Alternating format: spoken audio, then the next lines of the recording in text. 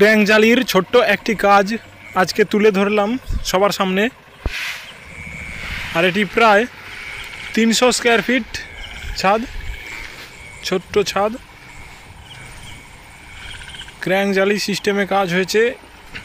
আর এই 300 স্কয়ার ফিটে প্রায় 50 পিসের মতো 8 mm রড লেগেছে।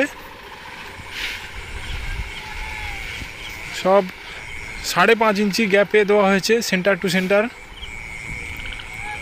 এই যে নিচে কত সুন্দর করে কভার ব্লক দেওয়া হয়েছে নিচের জালিতে, দেখুন 20 mm করে কভার ব্লক।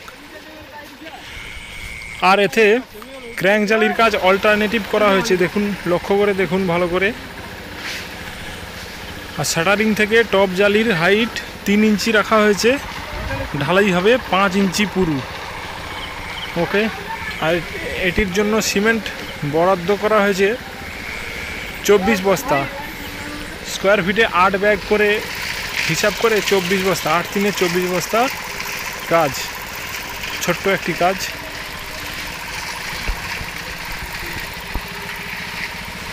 দেখুন অল্টারনেটিভ ক্র্যাঙ্ক উঠেছে। পুজোর জন্য রেডি হয়ে গেছে, ঢালাই শুরু হবে সবে মাত্র।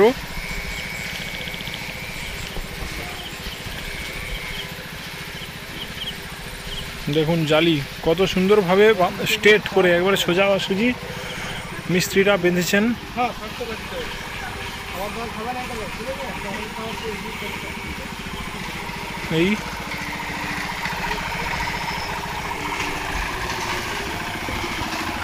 এই দেখুন আমাদের মশলা মাখানো মিক্সচার মেশিন শুরু হয়ে গেছে চালানো, মশলা মাখা শুরু হয়ে গেছে। 3:2:1 অনুপাতে মশলা মাখানো হচ্ছে, তাদেরকে বলে দেওয়া হয়েছে।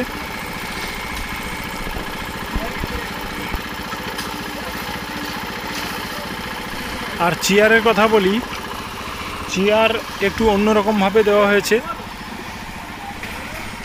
লং লং রডগুলিকে পজিশন অনুযায়ী ঢুকিয়ে ডাইস দিয়ে বাঁকিয়ে দেওয়া হয়েছে এইভাবে, দেখুন। তারপরে ওই চেয়ারটা প্রত্যেকটা অংশে বাঁধতেই হবে, নয়তো শুয়ে পড়বে, ভালো করে বাঁধতেই হবে। আর এই দেখুন ঢালাই অনেকটা হয়ে গেছে বেশ।